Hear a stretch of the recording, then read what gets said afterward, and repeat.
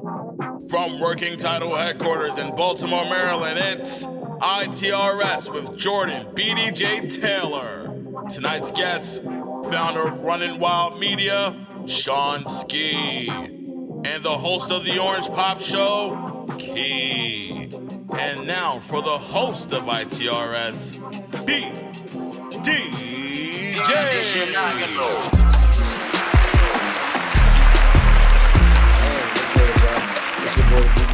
Aka BD from the county, aka the voice of the county, aka I see the game like Romo, aka I see the game like Lamar, aka I was the big dog back when Roman Reigns' name was Leaki.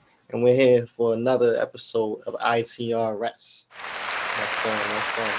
and y'all know I like to kick off every episode with a little monologue where I get to talk right into the camera. Well, look right into the camera. I'm talking and say, y'all know what the fuck I'm saying. But today's monologue, I want to talk about the importance of something that me and Score work to really cultivate in this space, something that me and the Working Title that we work to kind of emphasize, something that me in the fourth quarter, we kind of emphasize, me and Black Yield when I'm working with Black Yield. Every space I'm in, everywhere I go, no matter where I'm at on God's green earth, I'm always me. It's always the same BD. The only thing that changed about me is what I'm wearing that day and whether most people call me BDJ or most people call me Jordan. But yeah, authenticity is important. Being yourself is important. Knowing yourself, learning yourself, loving yourself, building yourself up when you need to be built up, tearing yourself down when you know you need it. Like, nobody can take that away from you. So today's monologue is centering on just the idea that you're at your best when you're your authentic self, when you're not trying to be nobody for the internet, not trying to be nobody for another person. I know you're probably on the computer thinking, BD, you sound like a fucking guy in this country. But listen, real shit, it's a lot of grown people out here that don't know themselves. It's a lot of grown people. It's probably people watching this that are pretending to be something they're not, or they're afraid to, like, yeah, it's one thing to pretend to be something you're not, but it's also just as bad to dim your light, to dim your shine when you walk into a room, you know what I mean? It's just as bad to feel like you have to hide parts of yourself or kind of tailor parts of yourself to fit in. Fuck fitting in. Be yourself. Be your authentic self. Talk how you talk, speak how you speak, dress how you dress. Where you from is where you from. Just keep it real. There's no reason to lie. There's no reason to put up a facade. Oof. Words been kicking my ass. Like, words are probably on like a I don't know how many games did the Warriors win? How many games did the Heat win in a row? Like 22 games. That's me versus words. They're on like a winning streak. They're kicking my ass. But the reason I can sit here and make fun of myself mispronouncing words is because I know I fuck up on words. You know what I mean? Other motherfuckers will be like, no, cut that, edit that out. One of my favorite parts of this show is what y'all see is what y'all get. You feel me? The way that we conduct these interviews, the way that it's just conversational, the way that I'll lose my train of thought in the middle of speaking, the way that all of that unravels, I want y'all to see that. I want y'all to really understand me. I want y'all to really see me. I don't want to get on this on this computer screen, TV screen, iPhone screen, whatever you're watching on. I don't want to hop onto any platform that I feel like I can't be 100% myself. I don't want to walk into any room where I feel like I can't be 100% myself, and I'm not going to. So you either gotta take me as I am, flaws and all, fucking up words and all, words beating the shit out of me like Floyd Mayweather, or fuck it. But the one thing you gotta acknowledge when people are being authentic, when people being real, and success and relationships and all good things are coming from that, you gotta respect it. You don't gotta love me, you don't even gotta like me, but you gotta respect that. From the time that the demo tape started, which was like 2015 to 2021, I'm the same me. I'm the same nigga. Good, bad, and ugly. If anything, I've grown, I've gotten better, but the whole core and the whole essence hasn't changed. That's why I Score, who I interviewed back years ago, me and him can sit at a table today and do we can do a show together every week.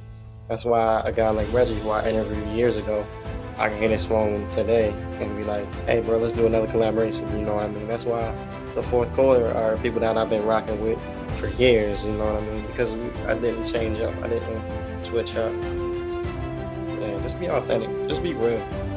You're not gonna be real for nobody else's sake, just be real for your own sake, because I promise you, the grass is a lot greener on that side.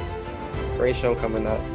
advertisement on the way. Make sure y'all are advertising. Make sure y'all hit up Score. Hit me up if you got a product, a service, a good, a show, mixtape, whatever you got coming out. If you have a commercial for it, make sure to send it to us so we can use this platform to elevate you. Yo, Score, Benjamin Banger, Tom here, congratulating you personally. I understand that you guys just finished an album called Telepathy Club, and it was inspired by Toonami and Mob Psycho 100, and looking forward to seeing what you guys have created.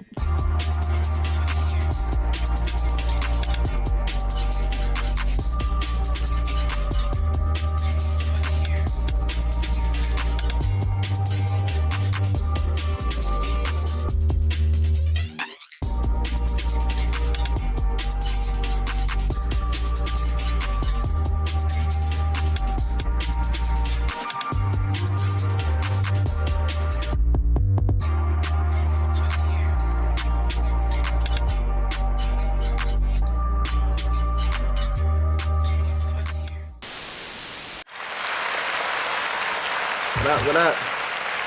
It's your boy BDJ. Hopefully y'all enjoyed some commercials during the break. If you didn't enjoy no commercials during the break, it's because you didn't make a commercial during the break. But if you want to make a commercial during the break, holla at your boy so we can put your commercial during the break. If you can't tell already, that's a cheap plug and cheap promo because I'm pandering because we need some fucking advertisements. Because this apartment that y'all see me in ain't cheap. It don't come cheap. Bought it from a guy named Seinfeld. But so listen, coming up, very special guest.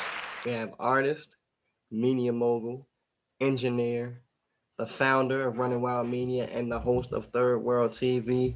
We got ShonSki in the building. ShonSki in the place to be. Let me take it off me. What up? How you living? How you feeling? I feel good. I don't know. I was kind of rushing before this interview because I tend to run late sometimes, and I wanted to stop at Popeyes and get some chicken tenders. But the lovely staff at this building that we're in have candy out that I've been using to preoccupy my hunger. So I'm good. It's all good. Popeyes chicken and shit. I'm trying to stay away from chicken because, like, I'm transitioning into a vegetarian lifestyle. How's that transition been so far? It's been good. You have the withdrawals and shit like that. Yeah. Like I was talking about this last night in the studio. Like everybody in my house, they still eat meat, so they went and bought hella chicken from the chicken store. That's what I call Royal Farms, the chicken store. You feel me? It was so much chicken. I'm like, why are you doing this to me? But I did it. You know what I'm saying? Like veggie sandwich, and you passed the test. Yeah. Listen, my ass would have been there. I would have had tenders, I would have had drumsticks, I would have had breast and thighs. I would have been going down. I was tempted too, and I smoke a lot, so I was hungry. That Royal Farms chicken and blunt combination is just that shit deadly. We're not here to give them no free promo. We're not here to talk about chicken. We're here to talk about you, all the dope shit you done. You were like a Renaissance person. As a fellow Renaissance person, I like to recognize that and see that you do a lot of shit. Yeah, hella. I'm a mom first, more importantly. So like I'm a mompreneur. I transitioned into this lifestyle. I used to work full time, but now just like, do my freelance shit, do my media, do my music, and mom. So simultaneously I do hella shit, you guys. Don't ask me how. I don't know. So what does a typical day look like for you? I mean, the routine is, waking up, making the kids breakfast and checking the social medias. I'm on social media a lot because I have to, get into the flow of engaging with my peers, my fans, people who support me. Just like that and momming. So that's usually a lot of my weekday. On the weekends, I try to do more of like interviewing, studio time. So I try to balance it out. I feel it. It's funny you said that. Before we got on, me and Score were actually talking about social media, and I was saying, bro, I'm really just bad at that shit. Like I try to stay away from it because I don't know. I'm the type of person where I know like I need to focus on shit. And if too many things start distracting me, I won't focus on it and I won't handle it. And social media is just distraction. But it's hard because you gotta balance it when you're in this field that we're in, when you have a show, when you have properties and you have things to promote and people like value your opinion and want to hear from you and want to show you their new shit that they're working.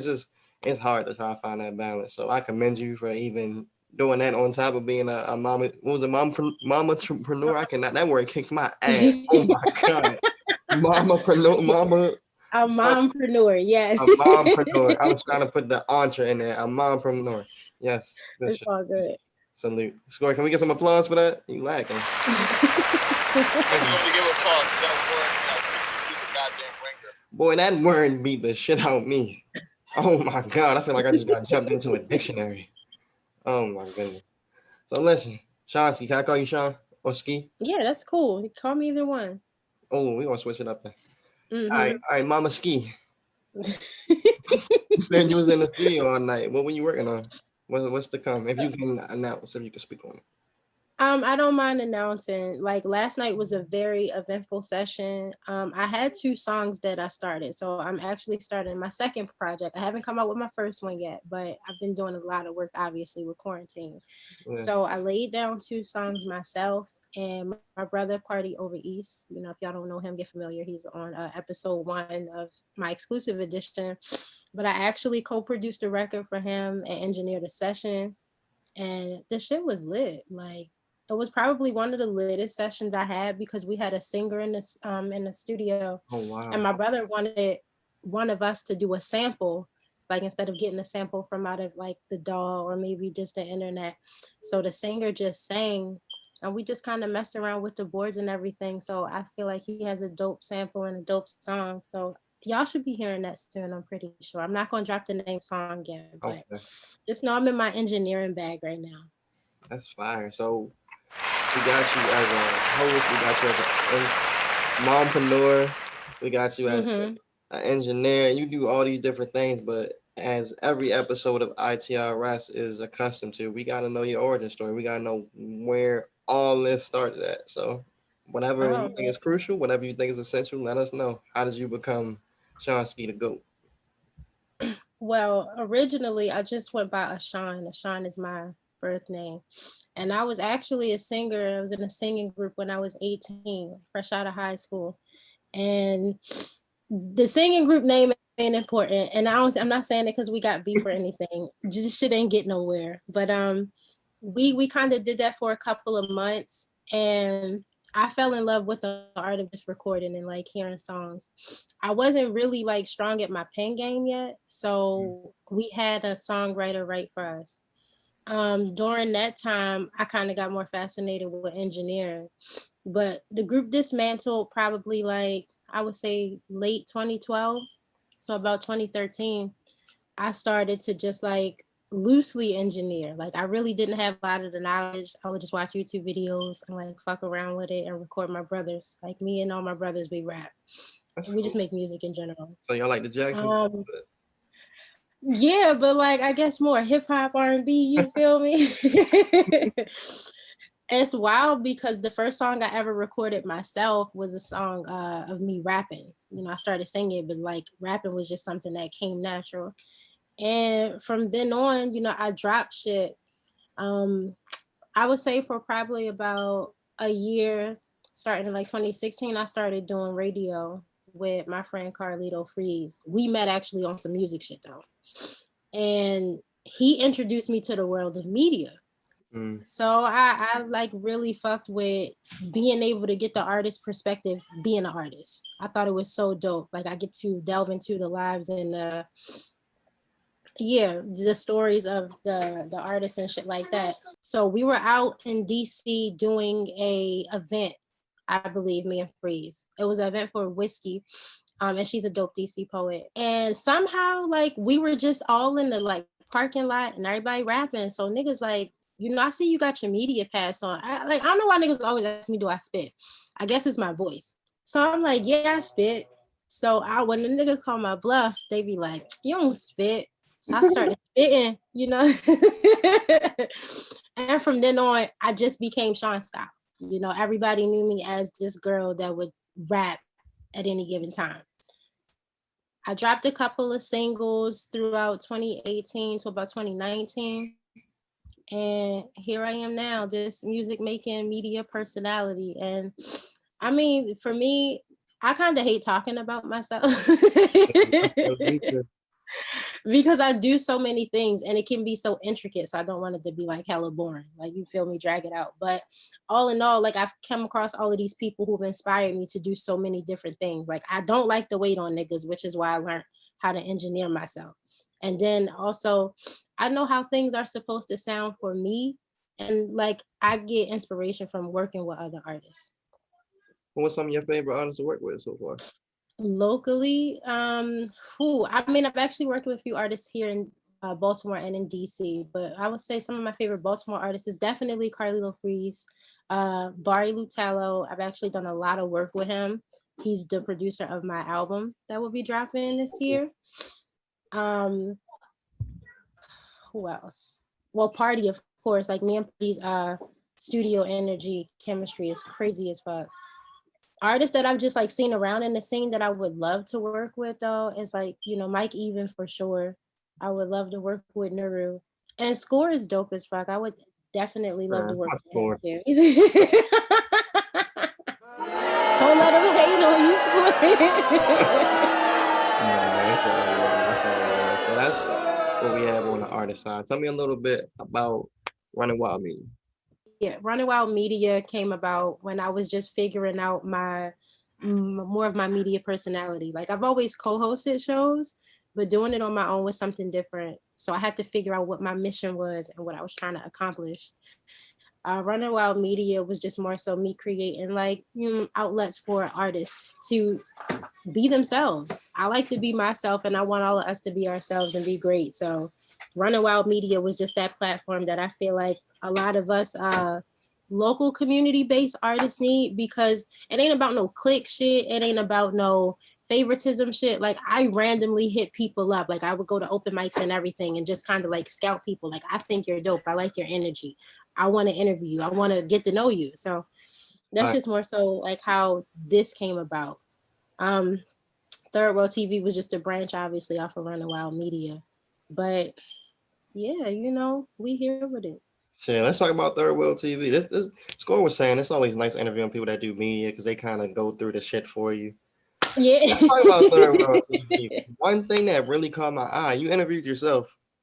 Yes. That shit was slick. Like, what made that come about? Because I wanted to interview myself as Jordan and BDJ for years, but I just never had the, you feel me? I never had the technological prowess to do such a thing.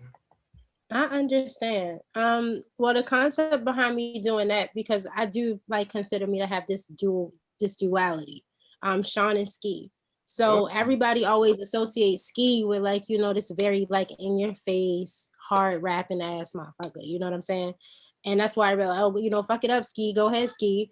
So I kind of wanted to embody the element of ski, you know what I'm saying, over the rap beat, and then just kind of shine. Like, I'm the easygoing, everybody wants to talk to me and get to know me type.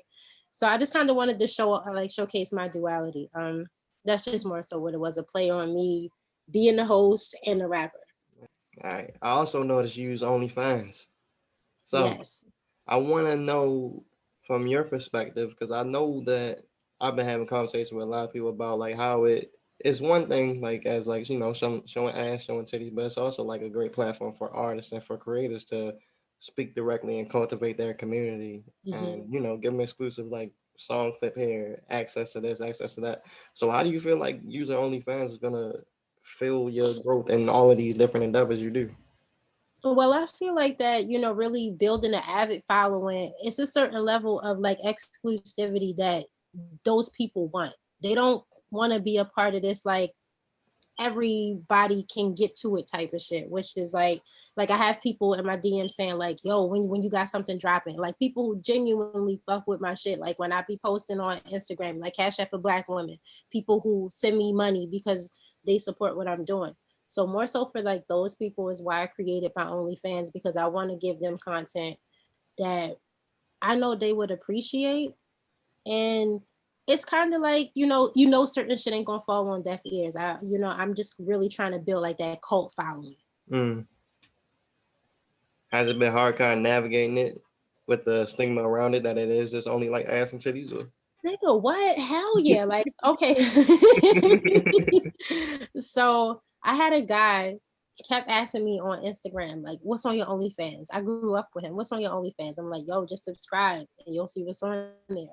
So he finally subscribed and then messaged me on OnlyFans like, who the fuck makes an OnlyFans to showcase their music? And I said, so did you really think you was going to see ass and titties? He said, yeah. Like, that's what I thought I was signing up for. Like, so yeah, and then he's not the only person. I feel like that the stigmas is just because social media always publicizes the shit that's drama. You know what I'm saying? Oh, she was showing ass and titties and they was doing, niggas been doing this shit. Like y'all busted wide open on Instagram for free. So yeah, I seen them silhouette challenges. Seen them bad boy. What's coming next? Not be doing that. What's coming next? What's on the way? We know what's not coming. No buses, no silhouette challenge. What's next, ShonSki? Okay, so I want everybody to be prepared for my single. I know I've been talking about it a lot, but it's really a lot when you working out the kinks of your own shit, like being your own everything out this bitch, even a manager. But I'm gonna drop the first single for my project very, very soon, which is Water. I dropped a melodic version of me doing it in the stew, and it was just kind of intimate, you know, something that I wanted to get people excited for because it's been a while since I released some music. But I actually have a few versions of Water. So yeah, I'm gonna go crazy with it. Very dope. And more content, of course, for Third World TV. It's always people to interview. I actually have an interview tonight. So you know, be on the lookout for more episodes of Third World TV's exclusive edition. Oh yeah, so I guess I will say it here, but I've been working on a crystal jewelry line. Really? Yes, and it will be in conjunction with me dropping the single in the project. So yes. So y'all get excited. Like if y'all can see my crystals in the back, I love crystals, and you know, just all of that high energy shit, high vibrational shit. That's fine. So yeah, that's what's coming up next. Sound like you about to have a really good year. Well, thank you. I'm trying to, especially given the fact that this is the first time in my life I've like done entrepreneurship. So I'm just, you know, gonna keep working towards everything. I do like not having the stress of a job over my head because that shit was whack. Yeah, hell yeah.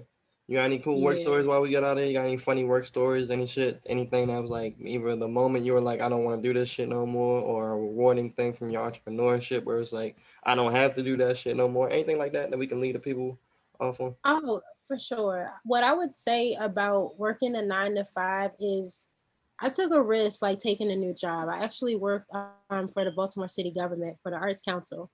And I left a job that I was working, and I feel like I honestly took a pay cut, and it was a very stressful experience. But what I also got out of it was, you know, relationships and really, really good skills to take along with me in my entrepreneurship endeavors. So I'm glad that I took that risk. I would just say for anybody who is doing that, if you want to start building on your business, do that shit at work. The fuck, because they don't pay you enough to do that job. So yeah. Real shit. Boy, what? Where can people find you at? So I'm mostly on IG. You can follow me at ShonSki Media. Check out my website for all of our, you know, Running Wild content, Third World TV content, and our featured friends at www.ShonSkiMedia.net. And of course, follow the Running Wild Instagram page at Running Wild at Running Wild _media. And we lit, you know. Hey, fire. ShonSki, ladies and gentlemen. Give me one more round of applause. And on the other end of the break, we're gonna have Key from Orange Pop. Funny enough, we used to work together at my previous 9 to 5, so that'll be funny to get into, but stay tuned.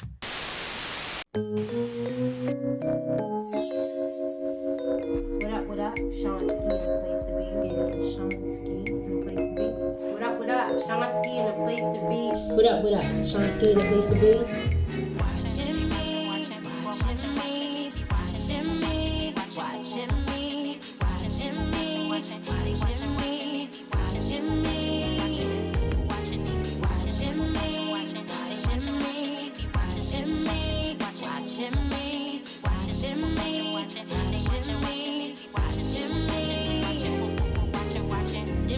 watching hoppers running from the cops. ITRS is brought to you by Swayze TV. It's just fucking television. And Working Title Podcast. Catch all new episodes 11 a.m. every Monday morning. Back to the show.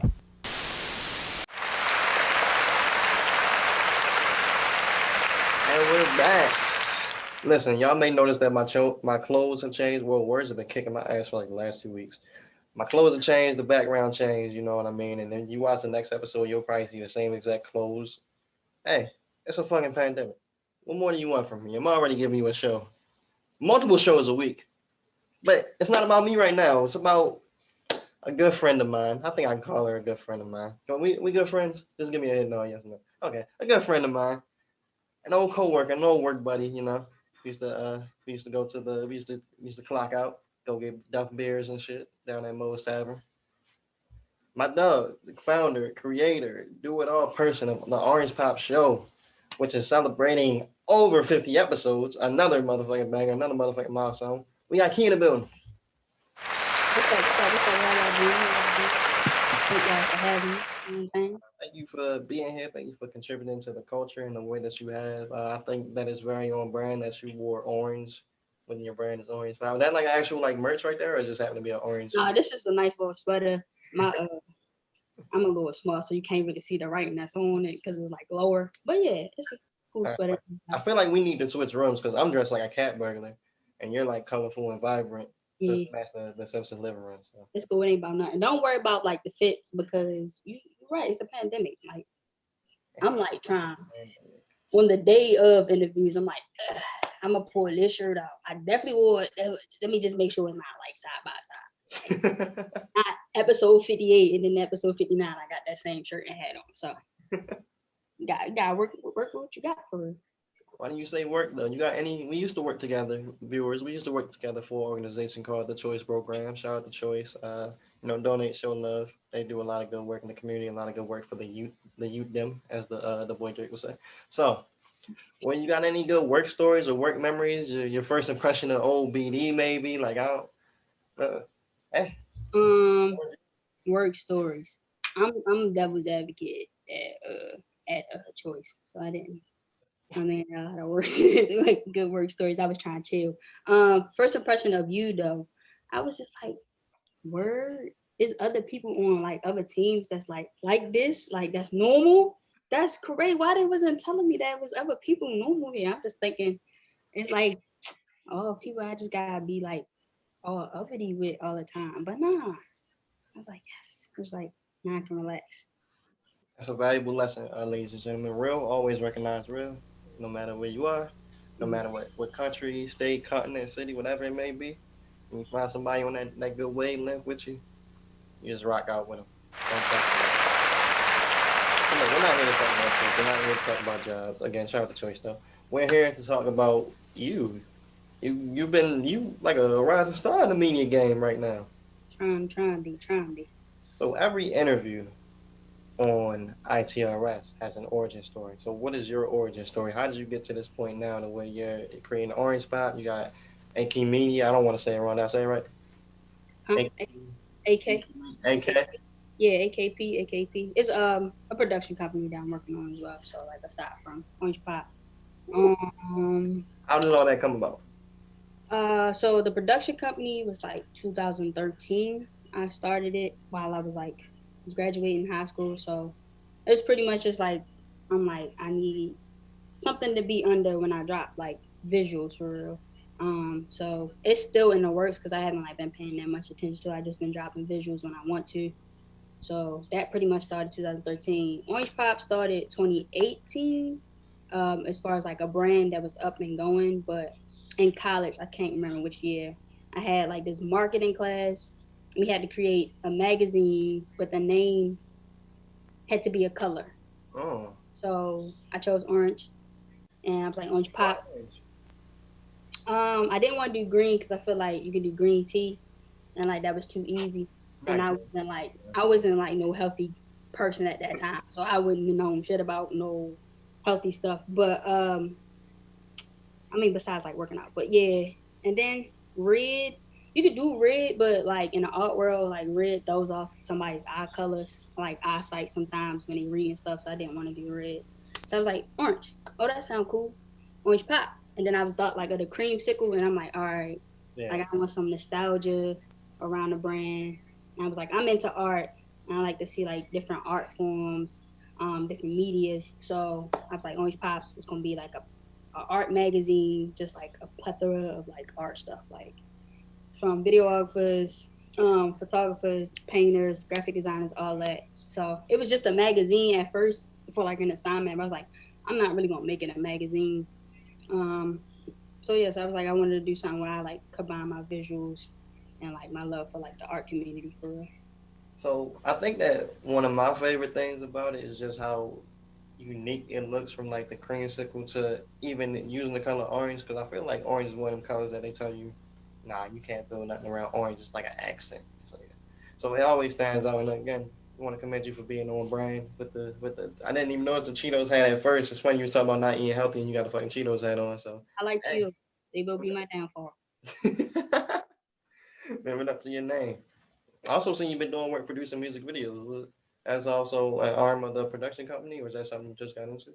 Yeah, so that is under the production company piece. I started out most of my visuals like early on that I like put on the internet or anything like that, besides like crazy videos of myself. But they were music videos. So one of my little brother friends, he's a rapper. I be trying to be too humble when I say this shit, but Sosa. YBG Sosa?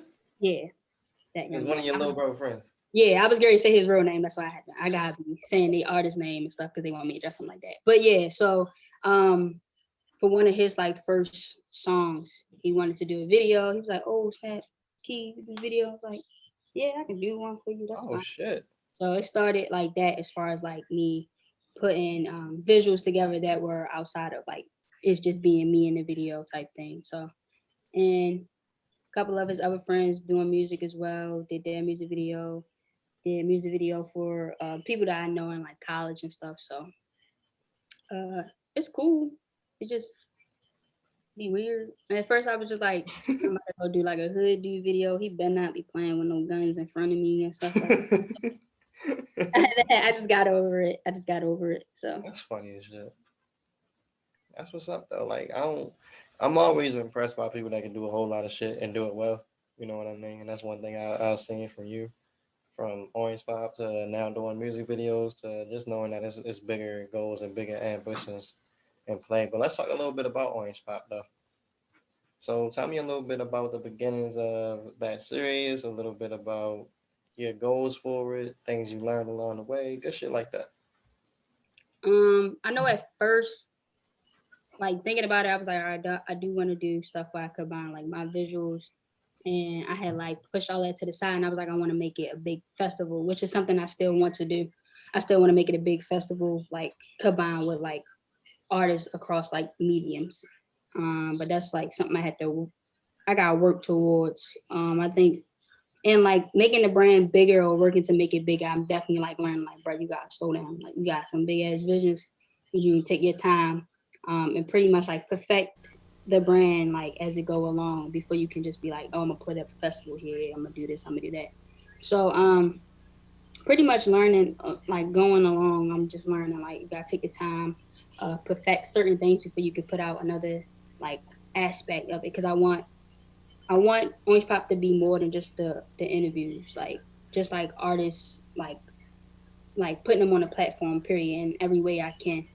So that's pretty much the goal with Orange Pop. Right now, I am like working to like create more shows aside from the interviews, the visual interviews, and then we have our podcast right now as well. So kind of balance, like making sure I remember to put the damn episodes in the podcast is another thing.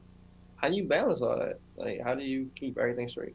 You do a lot of shit. I don't sometimes. I just be like, oh, today is the day. Like I gotta do something. But I know I definitely use a calendar. So like if somebody see me or just like sitting in my presence, I'm always on my phone. But it's like I'm either trying to find like a new artist for the show. I'm writing in the notepad on how to perfect an aspect of the brand or like making that next step to bring something new to the brand. So I definitely got like a lot of alerts, a lot of reminders because I am like the only person running all of this. Just because like, you know, sometimes I don't trust everybody to handle some things. Like this my baby, so um, yeah. Next thing Right. is gonna be like putting the team together though, because oh Jesus. Oh yeah, same work made the dream work. I ain't gonna lie to you. It's been a lot of times when I was in that position, but then like I'm with the working title. I'm with full quarter. Shout out to the full quarter. Brand new endeavors on the way. You feel me? Look, it's dope being part of a team because it's like, oh, you're fully capable to do that shit. That shit I was tripping about, and I was like, damn, only I could do that. Oh Mm. no, you can do that, and you probably could do that shit better than me because I'm doing it, but I'm only doing it at 70% because that's number one on my to do list, and I got 3, 4, 5, 6, 7 other things. So instead of getting my 70%, it's like, oh nah, my man's just come through and give it 110. So I definitely would employ you to fuck with the team, but also you gotta be somebody you trust. It take forever to build a team that you really rock with. People come on, they come and they go type shit, but Mm-hmm. yeah, that's just how it go. But you the star of the show. You a one person writing crew right now. I want to ask you from host to host. What does it take to be a good host of these things? You host podcasts, you host a series. What does it take to be a good host? What are your essentials? This is like well for the past since like the visual interview's been out. This is like my first time taking the host role. Um, when I was in high school, I we had like our class. We had like we played different roles. So I was personally mainly behind the camera type thing and like editing. And I had someone in that role who like just did like the host thing, and it just came like so easy to her. Like she just got in front of the camera, just on it. So I think watching her and I understood that what it take to be like a good host, like you need to be like comfortable like in that role. One, great diction, and I That would diction be fucking me up. I can't. I cannot tell. I be talking like English my second language on this show sometimes. Go ahead, my fault. I think also like knowing what's going on and what you're going to like pretty much have to say in those interviews or like hosting those shows period pretty much yeah Shit, you out here building not saying because I a. because I'd be like My shit is always the one that fucks me up. And if y'all listen to Working Title, it's a little like Easter egg. Whenever I'm hosting and I'm about to transition to another topic, I can't help it. I always go like, so look, right? Like I just can't help it. It's like, so look, right? And that's like how I bring it back to like what we talking about, whatever. So look, right? This shit happened over blah blah blah. So you don't want to have no tells. You want to look at it like poker. I feel like you want to be able to. I played that. You didn't even know that was coming. yeah I'm motherfucking listening. They like, oh, you about to transition. What are you about to talk about now? You know what I mean? So, yeah but yo, you're building a whole media empire. working on Working on it. Working it towards building a whole media empire. yeah. I asked about hosting, but is there any other advice you would have for anyone that's looking at a key, looking at the way you're moving, the things that you're building, the different avenues that you're gaining expertise in? Is there any advice that you would have for them that's like, I don't know, shit you wish you would have known? Stuff I wish I would have known. See, that good shit. What I wish I would have known. That it takes time. Even though like you're very anxious about the things that you want to do or you want to have like on your brand or with anything, like it takes time. Like you not necessarily don't not well, you need to perfect it, but not all at once. And I will also say do it. Like don't waste too much time. Though you have like people that you take inspiration from when you see them doing it, like don't waste too much time because somebody else will do it and then you'll be like, oh damn, I woulda, shoulda, coulda type thing. Definitely do it. Get it started as soon as possible. You make sure you give it your all, but you ain't gotta. Don't make it feel like this is the final version of it. Like put it out, get it started, move it to where it'll be progressive over time type thing. That's real shit. Got anything you want to announce? Anything you want to promote? To plug, shout outs? I don't see. I don't see your. You do got one other person on the team.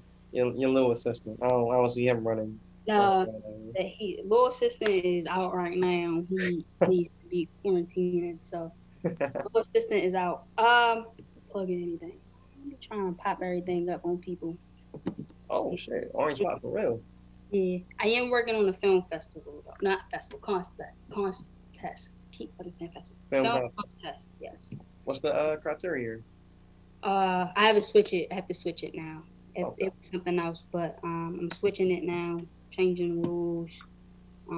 Changing prizes. Because we broke. We artists. We broke. But I do want to give somebody a little bit of money. Like, you can have my little bit of money. You know what I'm saying? But yeah. So I'm switching criteria and prizes right now. But I am working on film contests. That's what's up. Score was telling me the other day he wanted to make a movie about the origins of anime and why it's the most important art form in American history. I don't know, some wild shit. Score wild shit. But Yo, he sound like my little bro. My little bro keeps saying, "Why you not doing anime?" I'm like, bro, I know I can draw. I don't want to do that. Like, they cool. The people that do that. I don't want to do that. You hear him? He said, "Stop lying on TV." That's what he said over the FaceTime. But Key, ladies and gentlemen, thank you for joining us. Let people know where they can find you, plug all your shit in. Where you can find me at. Don't follow my personal page, y'all, because I don't really be on that. And y'all can follow it because it's actually open now. It's not private no more. It's a Key drug. That's probably where you see like my personal visuals. If you want to follow Orange Pop, it is at the Orange Pop Show. That's where you'll find all of Orange Pop's visuals, interviews, anything we're doing as far as like contests, anything like that. Inside the link, you'll see the website, the podcast, and like direct links to any episode. We look forward to catching up with you in the near future when that festival come out and that movie come out and all that other dope shit that I know you'll be doing. Probably right after one and we'll check the temperature. Maybe you'll have an intern or some shit by then. Yeah, maybe. We'll make it. But check it out. On next week's episode, I'm gonna give y'all the plug now because literally we're about to record a little inside, behind the scenes, behind the curtain, pulling the curtain back. We're about to record the next episode right now. We'll have Larry Little, yes, that's right, Larry Little, the journalist himself, the man with the pen. And we'll have Priestword. We're real media heavy these next two episodes. This last episode was real media heavy, and this next one's gonna be real media heavy. So make sure y'all tune in for that every Tuesday night, 7 o'clock, YouTube. Yeah.